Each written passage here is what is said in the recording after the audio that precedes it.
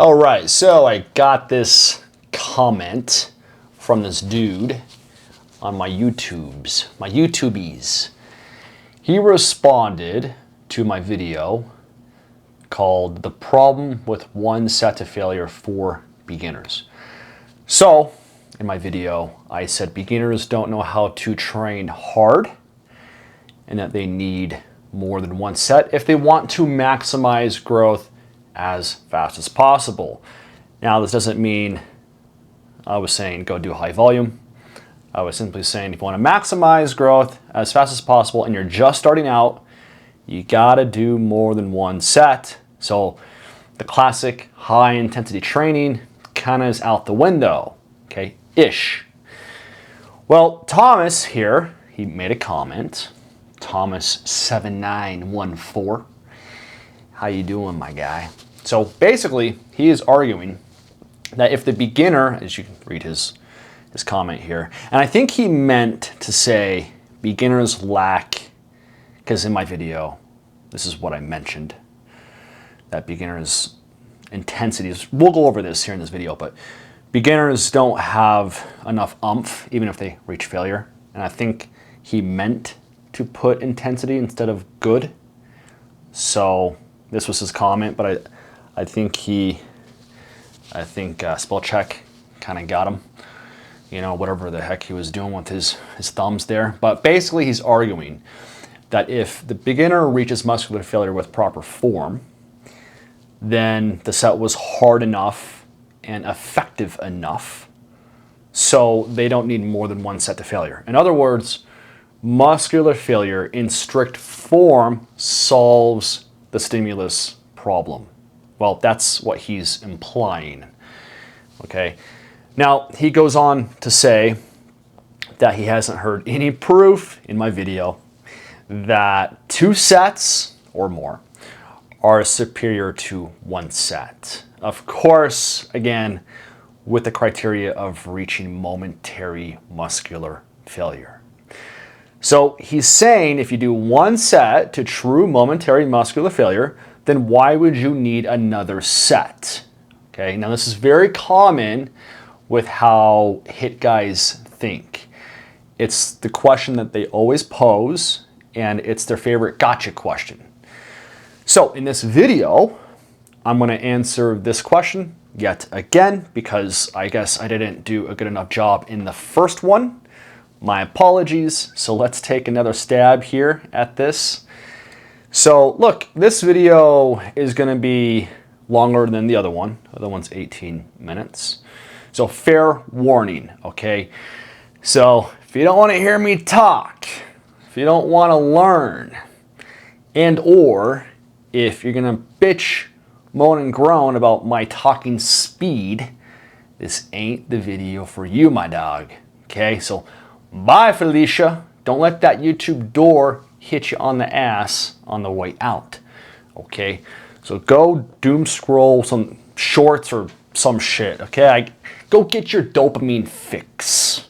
All right, because this channel ain't it. I got like 3 shorts. Okay, I'm not a shorts kind of guy.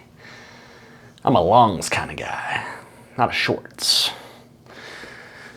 So, before we get into this, I think we're asking the wrong question. The question isn't, hey, did you reach failure? Oh, you did? Okay, you're good then. No. The real question is, was the stimulus that you generated in that set, was it enough to induce maximal hypertrophy in that session? The answer to that is not automatically yes, just because you reach muscular failure. This is very important to understand, you guys. And this is where training in the beginner stages becomes a completely different discussion, because strength training is a skill.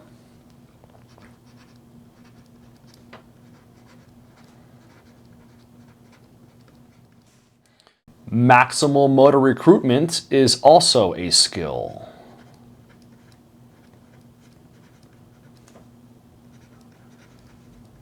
Muscular failure is a skill.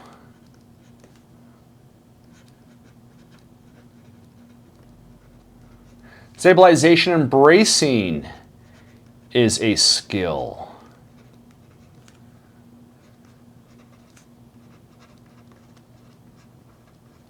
And targeting the muscles, it's a skill, okay? All of these things, it's a skill, okay?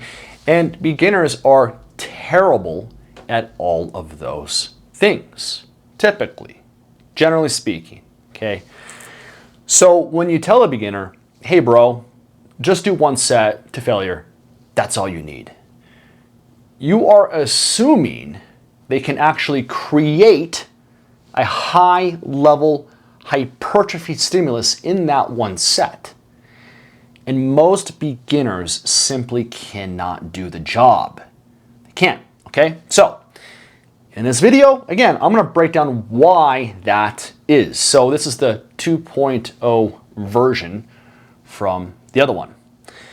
And hey, if anyone's interested, top link in the description, it goes to Natty Aesthetics, my program, my community, get you jacked, natched, all of the above, okay? Tap it, click it, let's train. Now, I wanna point this out, like I always do, when I speak about this issue with HIIT. This is very important to bring this up. One, because I'm anti-PED, PED, and two, we have to be very clear about what is happening here, all right? So it's important that you guys understand this, because I've seen it time and time again that people love throwing out examples of guys using HIIT protocols or who have been in HIIT for a very long time, who are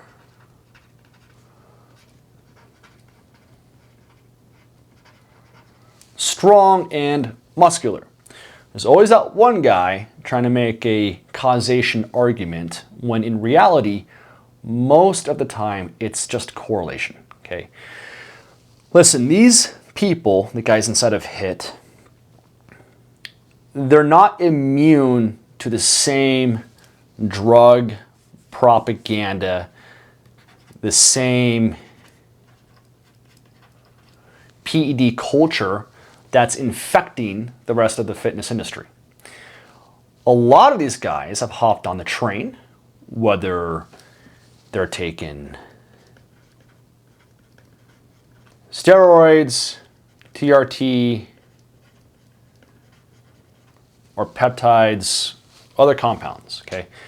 So please, don't just throw out the names of HIIT guys who are muscular and in shape as if that automatically validates a one set to failure approach. Because most of them, just like a lot of the other dudes out in the fitness world, are using and abusing. So it's a poor argument because their results are not caused by the training method itself. A lot of these dudes were relatively small before the PED use, despite already training with HIIT principles for years. They were doing it for many years with no physique. And all of a sudden, boom, we got a physique. What changed, okay? So that should tell you something. If it doesn't, I don't know what to tell you, my guy. I don't know what to tell you. So let's get something straight here, all right? Muscular failure means nothing in the beginner stages. And it's because beginners, they don't know how to train hard yet. Okay, yet. All right. Now, this isn't a knock against beginners. Okay, because we've all been there. We've all been at this stage, right? It's just a reality. A beginner training to muscular failure is not the same as an intermediate or advanced lifter training to muscular failure. Like, come on, guys. Like, you can see that, right? Like, we don't need a PhD in exercise physiology to understand this. Sorry, Thomas 791456, whatever it is, I can't remember. It's not the same thing. Okay, even if the beginner is maintaining, because these are the arguments, right? Strict form all the way to failure.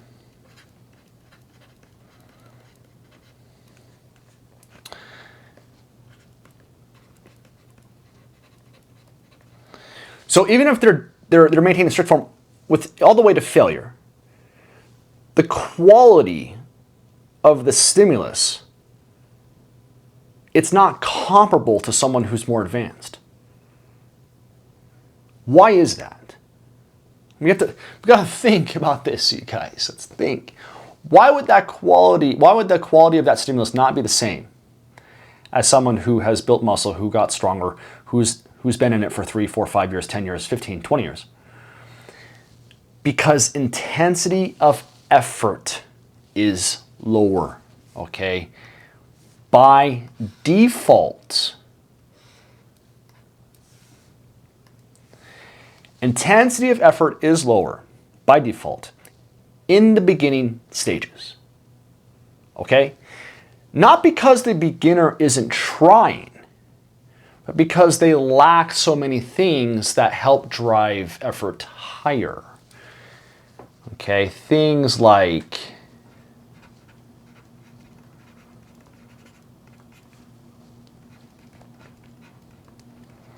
neurological efficiency,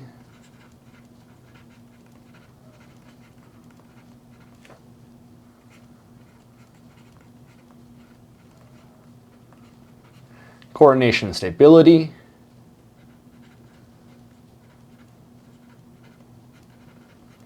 motor control,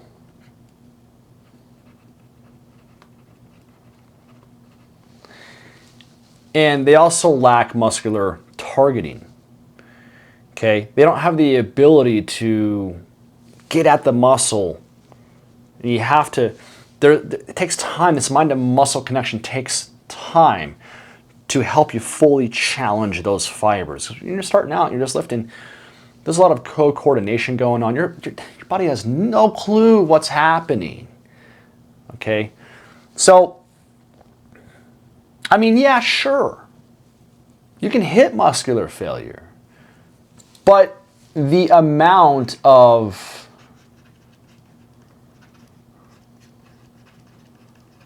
productive tension generated, okay, the amount of productive tension that's generated is typically lower, substantially lower, even when reaching muscular failure, okay? Listen, guys, don't shoot the messenger, all right? But even so, a beginner can and should reach failure. I'm not arguing against that. Okay, I would never argue against that. What I'm arguing against is the quality of the stimulus generated, even when reaching muscular failure. Okay, it's going to be lower compared to the future version of that same lifter once they become bigger, stronger, and more neurologically efficient. Okay? And this is one of the major reasons beginners, they will benefit from having more volume. More volume than just one all-out set. The thing about HIIT, you guys, is that these guys treat one set to failure as universally sufficient across all stages of training. And personally, as you may have guessed, I don't view it like this, okay? Set volume should be adjusted based on a host of factors. So it can go up, it could go down, okay? We don't know. One of the biggest factors is your current strength and muscularity levels. Now look, guys, high intensity training methods has been my background for like 16 years. All right? I made the most gains when I focused on getting stronger and pushing to failure. When I do that, like, that's when I get the best gains. When I started doing that with clients, that's when I get the best gains with my clients. I have tons of results because we focus on strength and intensity of effort. Okay? But the way I approach HIIT, it's evolved. All right? So that said, I think everyone needs to learn how to reach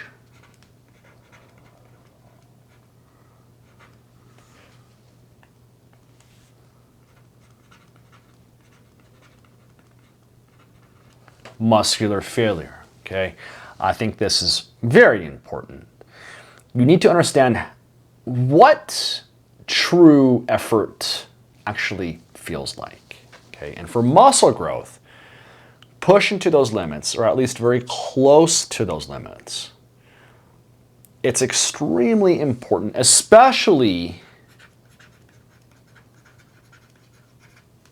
for naturals, okay? Especially for naturals. So yes, beginners, look, you absolutely need to start learning this skill. You need to learn how to push. You need to suffer. Yeah. You need to learn how to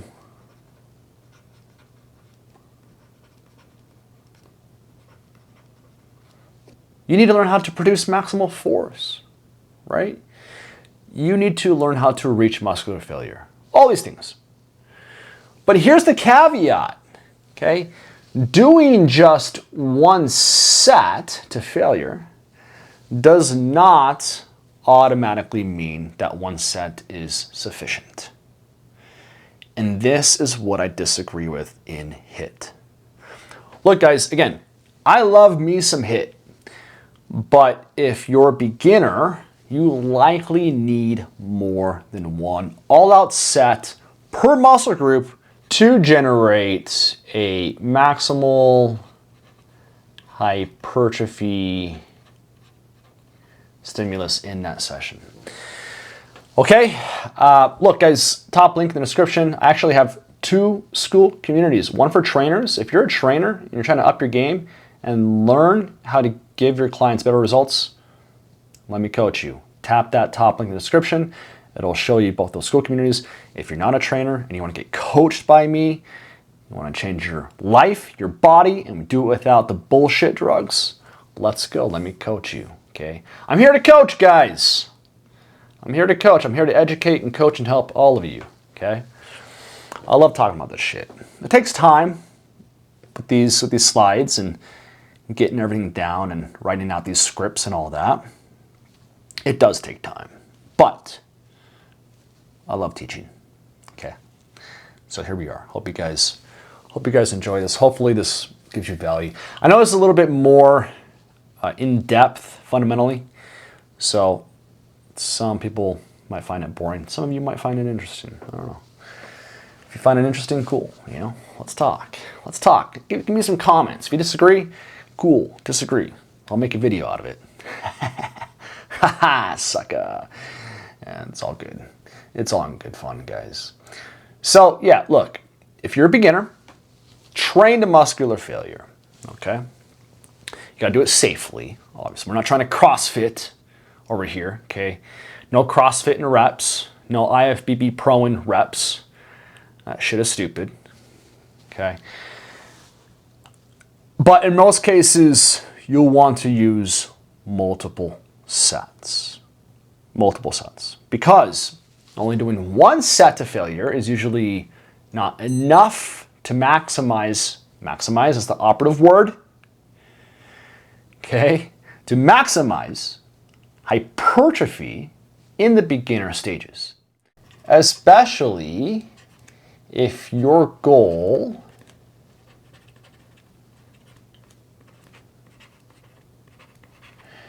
is to maximize muscle as quickly as possible, ASAP, okay? Now, can you grow on one set? Can you still grow muscle? Of course you can, but if your objective is to reach the intermediate stages, so what I think intermediate stages is between 10 to 20 pounds of muscle. If your goal is to get there as soon as possible, as fast as possible, using one set to failure is going to be slower and less efficient. Okay, I'm not saying there's not a time and a place to reduce volume, maybe not to one set. But in the beginning, this approach, it's kind of ass backwards, okay? So to reach that intermediate stage between 10 to 20 pounds of muscle mass added naturally. If you're using the TRT, the peptides, the steroids, none of this applies, guys, okay? Just go do whatever you're doing. Go follow your favorite influencer on the PEDs and you're good, okay? So if that's what you're doing, I don't even know why you're watching this. Everything that I teach is for naturals, natties. So if you're natural and you want to get to the intermediate stages as soon as possible, I'm not saying do high volume, but I'm not saying do one set to failure, okay? One set to failure is going to take you, it's going to be a long road to get there.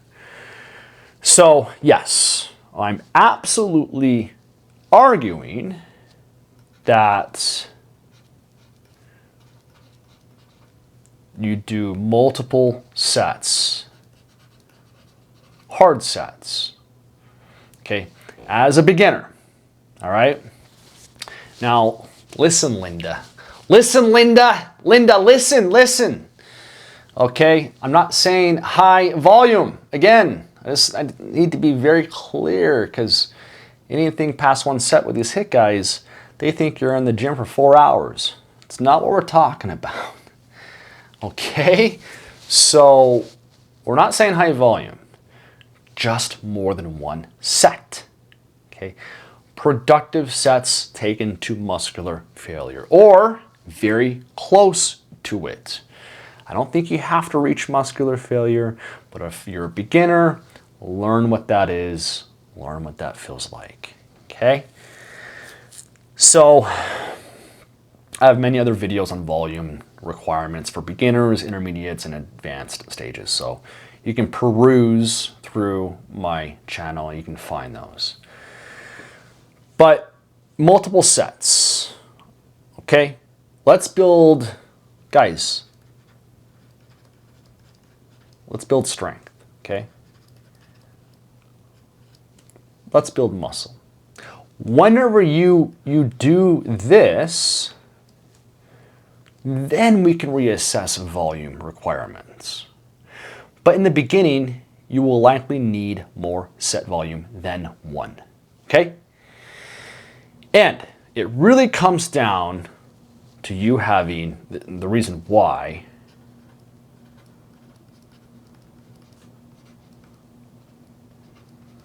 low skill acquisition, okay? This is really the reason why, all right? This is my viewpoint on this, you guys. I know I'm gonna have some Punk Johnny 5'9s in the comments saying, wow, this is not true because of X, Y, and Z. Okay, cool, man. Make your own video. I love it. You know, or I'll, you know, comment. Comment. I will reply to you. So I try to reply to everybody. I will reply to you. I will give you a very thoughtful answer because that's how I am. I love this stuff. I also love to argue. So there's that. Right? So I can't forget that. So I do love to argue. I try to help people. And I will probably make a video.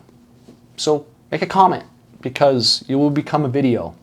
No hard feelings. It's just content for me. It's easy content for me. I like that. I like easy content versus sitting over here jerking off, looking up, what am I going to talk about this time? Oh, what am I going to make a video on? No, you guys got to feed me. Okay? It doesn't matter if you're a supporter, you're a fan, you're a troll, you're a hater. I don't care. Make a comment. If it's a comment that needs addressing, more than just a reply, I might make a video. So comment at your own risk. Okay? No, but for real, I love the comments, guys. Even the haters, even you guys that hate me, it's all good. It's all good. Okay, I can handle the heat.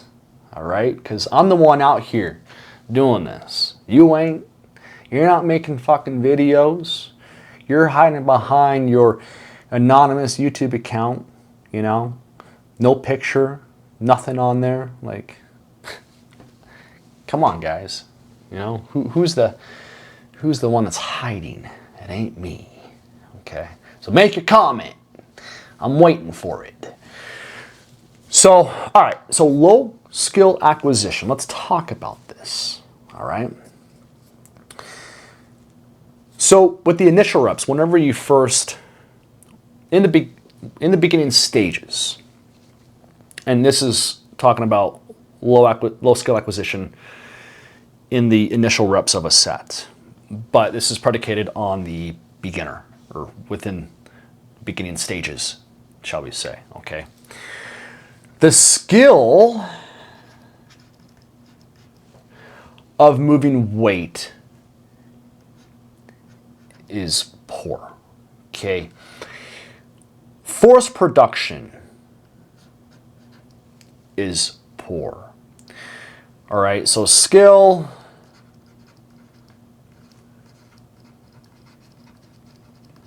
and force production, it's just not, it sucks, okay? All this means that repetitions leading into failure are not going to be as intense, okay? They're not going to be as stimulative as you might think. The more skilled you become at resistance training, the greater the intensity you can produce per repetition. Look, guys, this is no different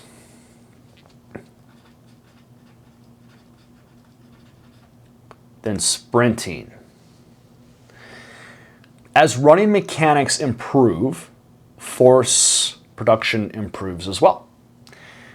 Yeah, you become more efficient, you become more economical, but you also become more capable of producing greater force output through better neurological coordination. You basically learn how to call upon your nervous system more effectively. Okay, now resistance training works in the same way. It's really no different. In the beginner stages, you're basically an unskilled dummy with weights. Even machines require some skill. The reality is you don't know how to stabilize efficiently. You don't know how to produce force maximally.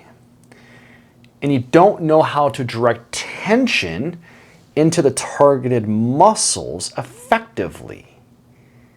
But yes, you may eventually reach muscular failure. Sure. But the reps leading into failure are still lower quality compared to the future version of yourself once you become stronger, more muscular, and more neurologically efficient. So in the beginning, there's less intensity per repetition, and that's okay, all right? Because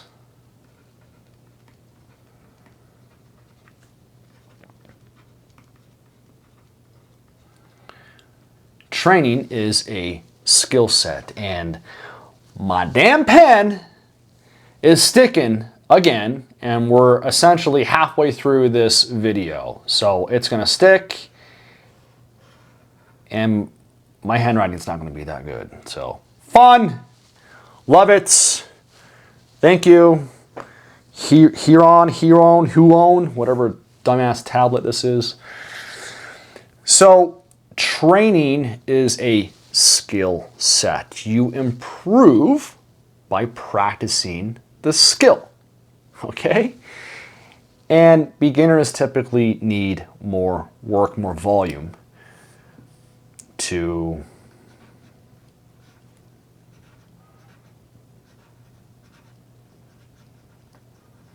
practice movements.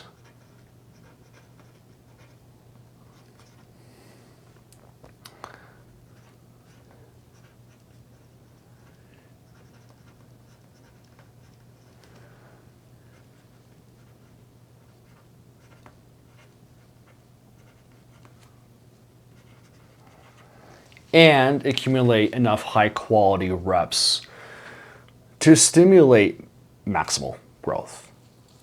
Okay, so one set is not going to allow you to practice the movements that you need to be practicing, right?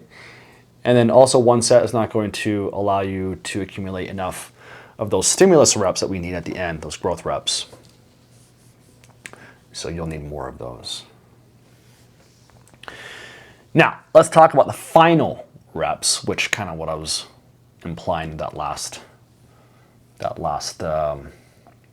reason there, the stimulus reps.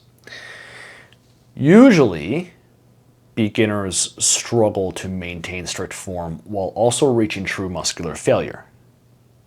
So again, technical failure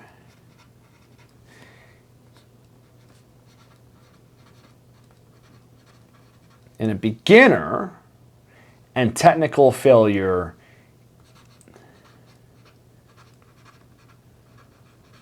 in someone that's advanced or intermediate who's been training hard for 5 to 10 years, 15, 20 plus years.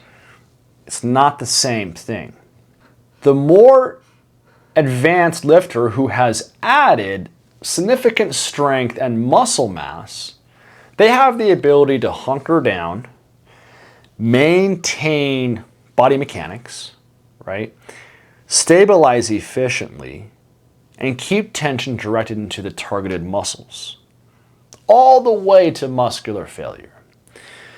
Beginners usually cannot do this, not yet. And again, this is a skill set. Going to failure is a skill set, you guys. And learning how to do it effectively is a skill set, which is exactly what I'm talking about. And again, it's not a slam against beginners. Okay, if the intent to reach failure is there, I love it. But once their form starts breaking down, they often terminate the set before the target muscles are truly taxed. I've seen this over and over again as a trainer of 20 years, of training people in the gyms, not some look at my body online fitness trainer. I can train you, I can coach you. Yeah, look at me, I know how to coach. No, I've been actually training people in person for 20 years, okay? I train mostly beginners and intermediates. That's who I train. So I see this. I know what happens. I know the bottlenecks, okay? Now, why does this happen? Because, again, they're still learning the skill. Right? Come on, Mr. Penn. I know you can work. They're still learning this skill. They're still learning how to stabilize, how to produce force. Again, how to keep tension on the targeted muscle. You know, how to keep it there and continue to go, push beyond a limit that's so uncomfortable. You know, when they're uncomfortable, when they're in this stressful condition, aka the end of a brutal set. This is reality, you guys. So yes, a beginner may technically reach muscular failure. But again, the quality of that stimulus is in question. Okay? The quality of the muscular failure stimulus is what we can say is in question. It's still lower compared to someone who is more advanced. Okay, so this is a good reason why beginners often benefit from more volume. Because if you only perform one set like this, you'll be under training the muscle. Okay, and in many cases, all that was needed were a few more sets, at least in this stage of training. So basically, what I'm really arguing is that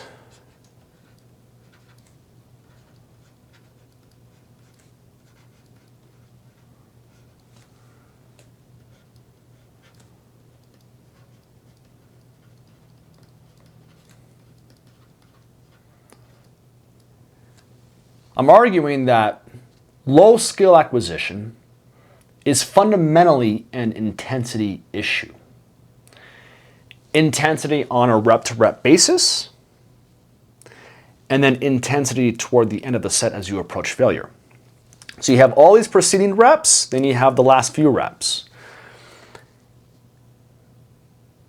So yeah, look, beginners can use machines, right? How do we fix this? You use machines. Effort will be higher, sure, you know. And I actually prefer this approach, you know, early on because it reduces the skill demand. But even then, their intensity of effort is still not comparable to the same individual 5 years later once they've transformed, once they've gotten stronger, once they've gotten bigger. It ain't the same. The future version of that lifter will be essentially capable of producing far greater force and far greater effort output. And let's not forget, you guys, many people in general, they are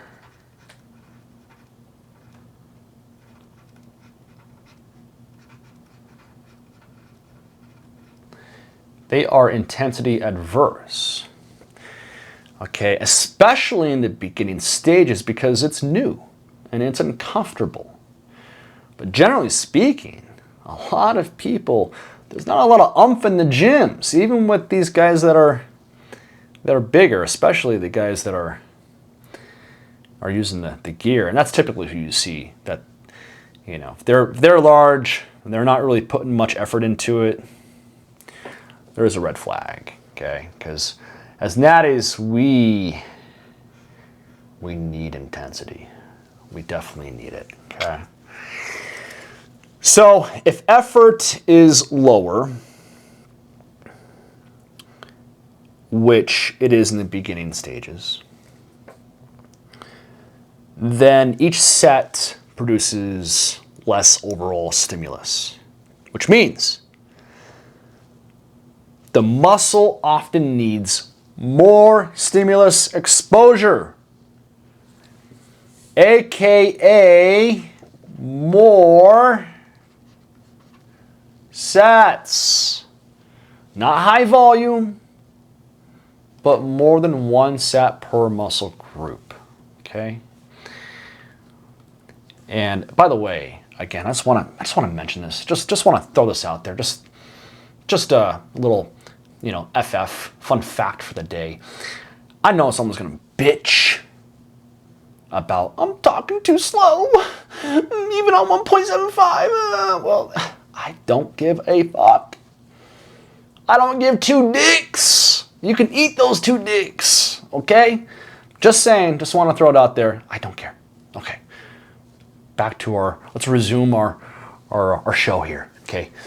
So, the argument against doing more, I guess, than one set, right? Do two sets. Whoa! Boy, you're gonna overtrain.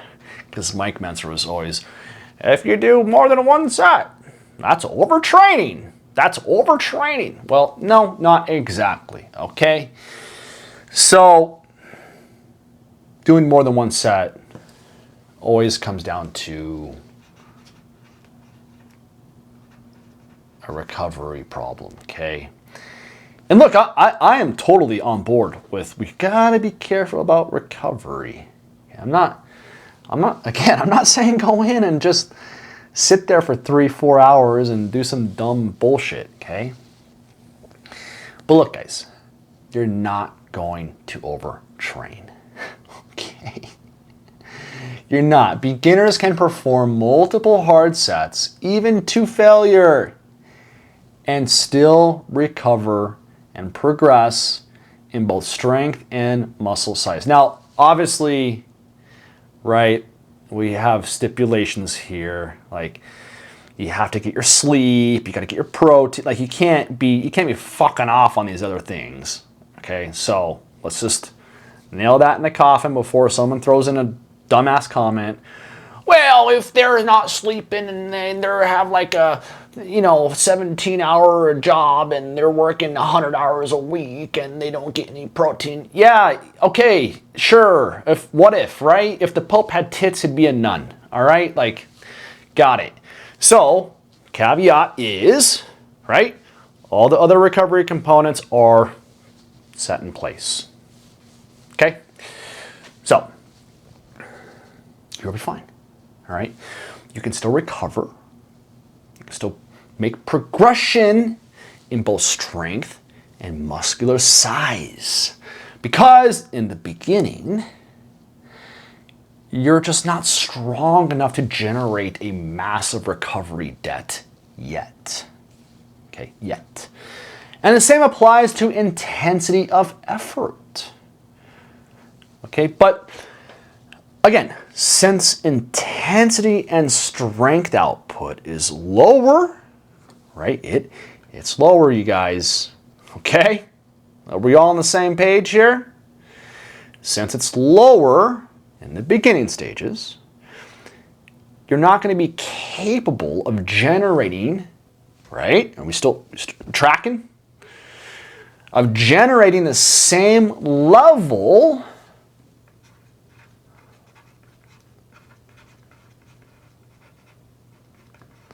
of localized and systemic stress compared,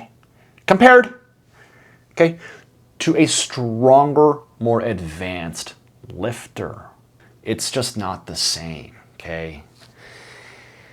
But as you become stronger, more muscular, as this happens, and you become more capable of producing high intensity repetitions, bam, bam, bam, bam, thank you, ma'am, like one of those, right? While maintaining tight body mechanics all the way to true muscular failure, then yes, volume becomes something we need to monitor, okay? Because at that point, recovery can absolutely become a bottleneck. But it's not a problem until it actually becomes a problem. You feel me? You smell what the rock is cooking up over here in this bitch?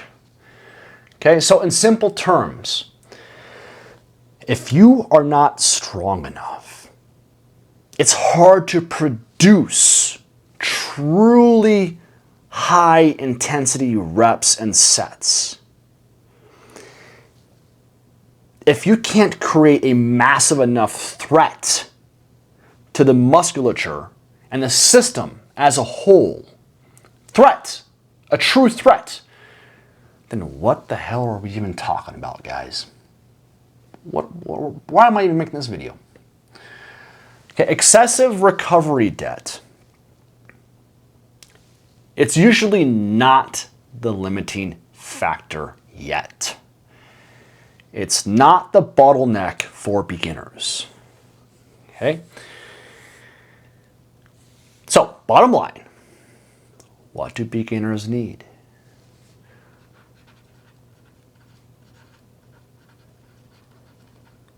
More practice learning how to reach muscular failure. That means more sets, you guys, more sets. They need more practice learning the skill of resistance training. That means more sets. They need more practice learning how to stabilize, how to produce force, how to apply tension to the targeted muscles instead of redistributing effort everywhere else because their body has no clue what the fuck is going on. So again, that usually means more sets. Guys, this one set to failure only business ain't what you think it is in the beginner stages. It's not. Again, I'll say it over and over. I love HIIT. Okay? I love high intensity training, you guys. It's my background. I've written extensively on it. I've read all the books. Guys, how I train myself, how I train my clients, it's derived from this. My hypertrophy pyramid model is derived from this. The whole premise of inducing mechanical tension is predicated on progressive load and intensity of effort. Okay? But HIIT training, for me, has evolved. We can call it HIIT 2.0. Okay? You can't be dogmatic about this stuff.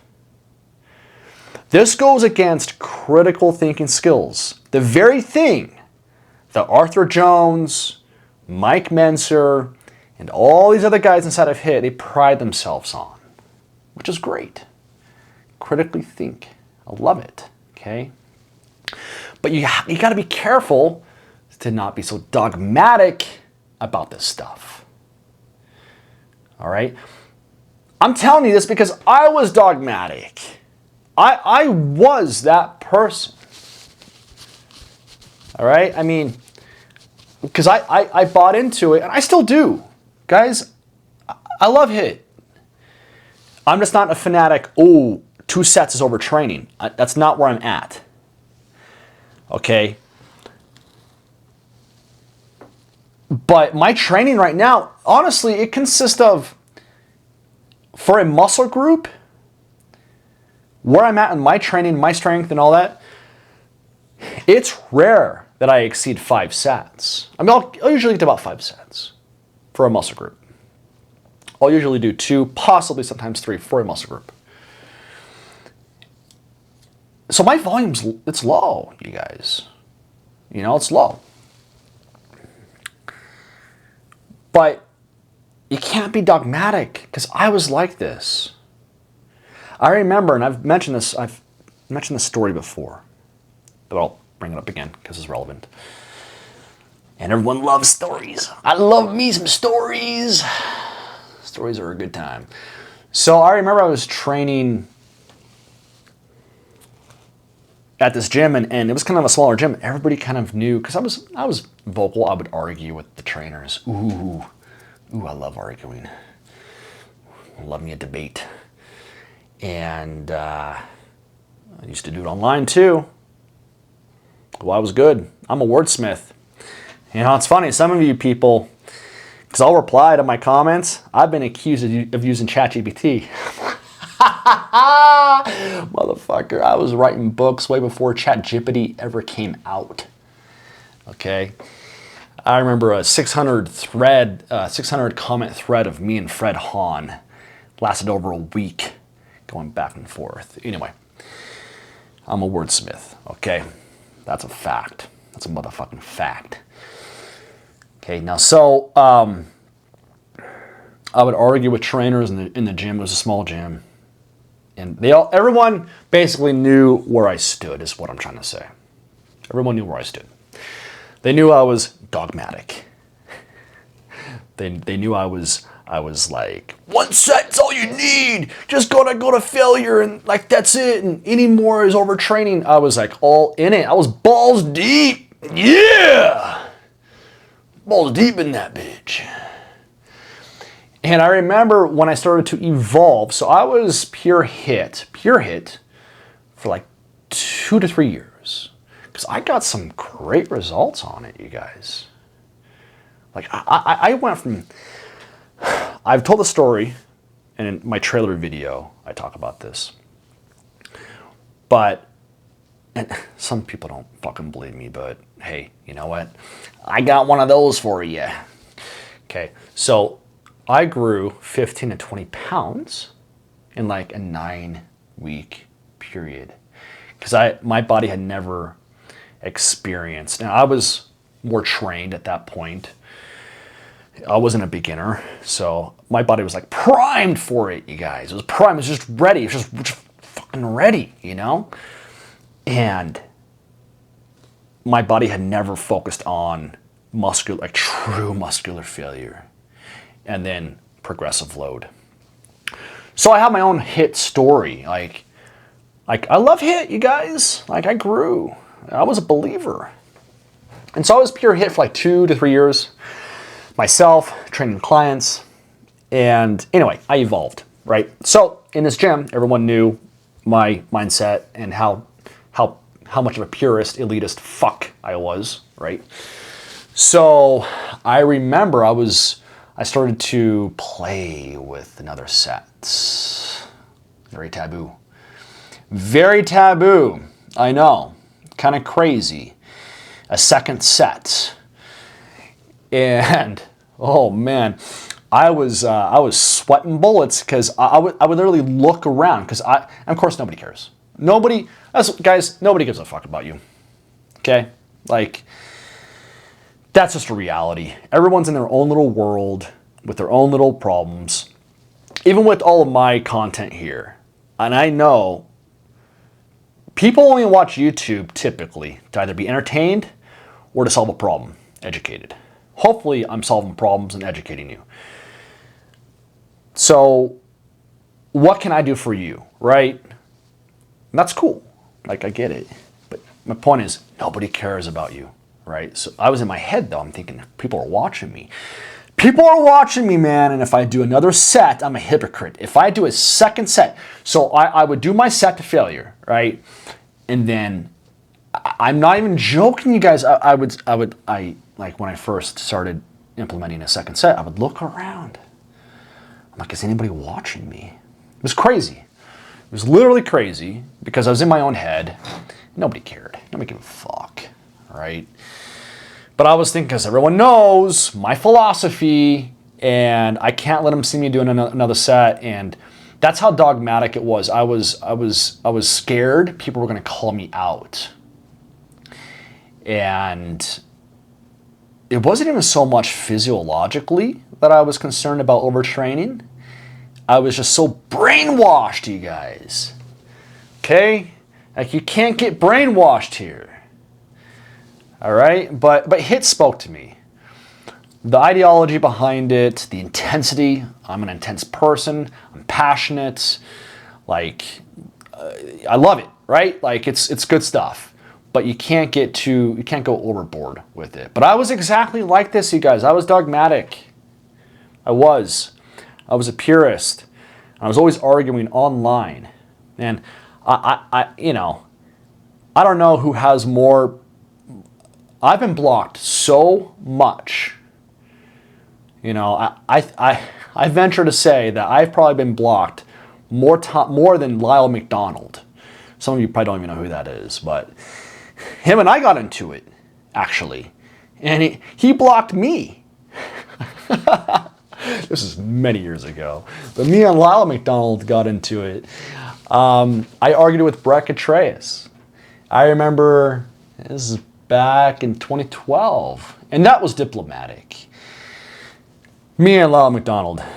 Because he was going, and I'm like, oh, you want to play? I can play. I can play. Dog, I can play this game. I'm good. I don't do it anymore, though. But I am relentless. So not only am I a wordsmith, but I'm relentless, and I know how to keep going and get you with the words. So McDonald blocked me, which is funny. Me and Brett Contreras were going back and forth for like 3 days. And of course, I was basically arguing how one set is superior. All you need is one set to grow the glutes. That was the argument. All you need is one set, and I believe I was saying all you needed was a leg press also, if I remember right. Of course, he was arguing for hip thrust, right? Which I don't agree with my old self anymore. I haven't for a very long time. Right? But anyway, my point is, you guys, I was a purist, okay? And I started to evolve. And then I was accepted, in the beginning, those first 2-3 years, I was accepted into the hit realm by a lot of these people, okay? A lot of these people accepted me, all right? I was friends online with people. I was friends with Drew Bay. I was friends, obviously, in person with Marcus Reinhardt. Me and Marcus, I went to a few of his shows, and we were always, because we trained people in the same club, and we trained a few times together as well. And we'd always talk, and online I was friends with a few of these people, like just a handful, and then they all turned on me because I started to evolve. I remember one of them was Chris Lutz. You guys probably don't remember these people. Well, Drew, I'm sure, yeah. But Chris Lutz, he had the Spartan certification, and he turned on me, and so funny. I started calling him No Nuts Lutz. No Nuts Lutz. Anyway, I was really involved, you guys. I was all in the circles, and I was respected there for a little while. And they all turned on me. In fact, I was going to, was it Discover Strength? I was going to teach, because every year they were doing like seminars. I think they still do it. And they were going to have me and Marcus. And they had Marcus. But they had a falling out with me. There was talks of it, and then like they all blocked me. Like they completely shunned me. Like I was the problem. I was the problem. They probably didn't want me to get up there and go against HIT, right? Anyway, I'm blabbing on, but I was dogmatic. When I started to evolve and I started to critically think, these guys all turned on me. And that's fine. It's cool. Okay? But you guys got to evolve. HIT isn't a one-size-fits-all in every single situation. You might only need 1 or 2 sets. But we have to look at the whole situation. Right? How strong are you? What's your muscularity? How do you move weight? I want to see how far you go into failure. Like, what does that even look like? like visually. Like there's just so much to it, you guys, and you can't be dogmatic, okay? It's not a one-size-fits-all approach. It depends. And that's usually the answer with everything. It depends, okay? So, look, guys, top link in the description takes you to my program, Natty Aesthetics. It's where I coach. It's for any guys that want to come in and you want to lose some fat, gain some muscle. We do it naturally, no drugs, no PEDs, no TRT, nothing. Okay, so check out Natty Aesthetics. Check out that community. If you are a trainer, then check out my NTA, Natural Trainer Academy. Okay, so I have 2 links in the description. So if you're a coach and you want to get better at natural body recomposition, like that's my expertise. That's what I've been doing, and I'm damn good at it.